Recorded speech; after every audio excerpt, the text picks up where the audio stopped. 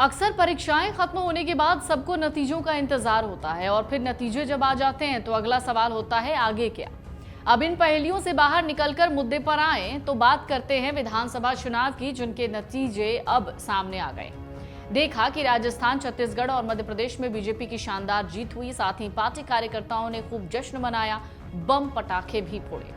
लेकिन इन सब के बीच सीएम पद का दावेदार कौन होगा, अहम सवाल। इसी पर बात है, इसी पर चर्चा है। तो आइए आगे बढ़ते हैं अपने मुद्दे की। दरअसल राजस्थान में बीजेपी की शानदार जीत के बाद अब सबकी निगाहें मुख्यमंत्री पद पर हैं। वसुंधरा राजे के अलावा इस बार सीएम पद के लिए महंत बालकनाथ, सीपी जोशी, गजेंद्र सिंह शेखावत और अश्विनी वैष्णव के नाम हैं।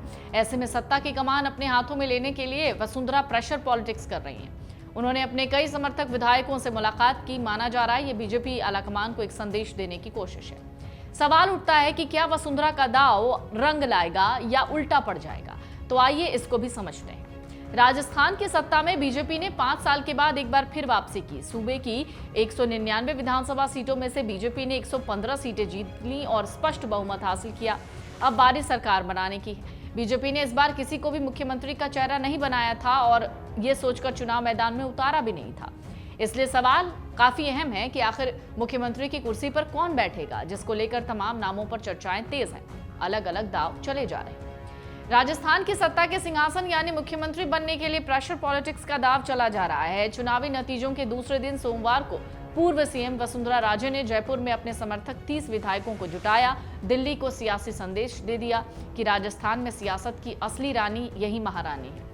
अब खास बात यह है कि वसुंधरा राजे की प्रेशर पॉलिटिक्स तब शुरू हुई है जब बीजेपी के केंद्रीय नेतृत्व ने राजस्थान के कुछ नेताओं को दिल्ली बुलाया। बाबा बालकनाथ सांसद हैं, केंद्रीय मंत्री गजेंद्र सिंह शेखावत संसद सत्र के चलते दिल्ली पहुंचे।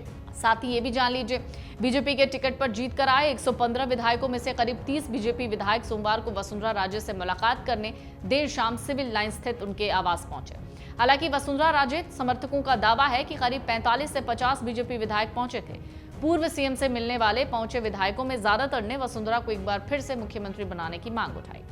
इस बीच एक दिलचस्प बात आप जान लीजिए। बीजेपी विधायक बहादुर सिंह कोहली ने कहा कि वसुंधरा राजे को सीएम बनना चाहिए, तो जहाजपुर से विधायक बने गोपी चंद मीना ने कहा कि लोग वसुंधरा राजे को मुख्यमंत्री के रूप में देखना चाहते हैं। अब ऐसे में वसुंधरा राजे भी अपना अलग दाव चल रही है। जी हाँ, प्रेशर पॉलिटिक्स का दाव। इस दाव को जरा समझिए कुछ ऐसे।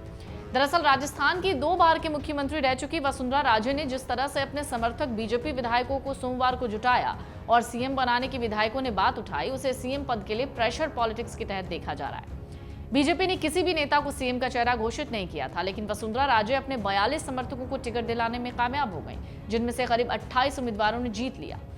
इसके अलावा बीजेपी से उनके जिन समर्थकों को टिकट नहीं मिला, उनमें से कुछ बागी बनकर चुनाव लड़े थे और जीतकर विधायक बने। इस तरह वसुंधरा राजे करीब 3 दर्जन विधायक इस बार उनके बनकर आए। अब यह सीएम पद के लिए वसुंधरा की प्रेशर पॉलिटिक्स है। अब इसी बीच एक सवाल उठता है कि क्या वसुंधरा का शक्ति प्रदर्शन रंग लाएगा। तो आइए एक बार फिर इस पर भी बातचीत कर लेते हैं। दरअसल आपको यह भी जान लेना चाहिए कि राजनीतिक जानकार कहते हैं कि वसुंधरा राजे भले ही शक्ति प्रदर्शन कर रही हो, भविष्य की रणनीति को लेकर दाव चल रही हो, पर इस बार आसान नहीं है। ऐसे में केंद्रीय नेतृत्व से उन्हें ग्रीन सिग्नल जरूर मिला होगा, तभी उन्होंने अपने घर पर समर्थक विधायक जुटाए। ऐसे में बिना केंद्रीय नेतृत्व के अनुमति के ऐसा हो नहीं सकता, क्योंकि वो सियासत की मंझी हुई खिलाड़ी है। अब बीजेपी पहले वाली नहीं है कि ये दाव चल जाए। हालांकि बीजेपी विधायक जिस तरह से वसुंधरा राजे के पक्ष में बैटिंग शुरू कर रहे हैं, उससे उन्हें दरकिनार करना मुश्किल होगा। विधायक गोपी चंद मीना ने वसुंधरा राजे से मुलाकात के बाद कहा, लोग वसुंधरा राजे को मुख्यमंत्री के रूप में देखना चाहते हैं। उन्होंने कहा, हमारी और जनता की जनभावना है कि वसुंधरा राजे के नेतृत्व में ही मेवाड़ में बीजेपी को अपार जन समर्थन मिला। इसी तरह से दूसरे विधायकों ने भी बीजेपी की जीत में वसुंधरा राजे का रोल माना है। इसमें कोई शक नहीं, वसुंधरा राजे आज भी राजस्थान में प्रभावशाली नेता हैं, लेकिन प्रेशर पॉलिटिक्स के खेल उनकी राह में बाधा बन सकता है।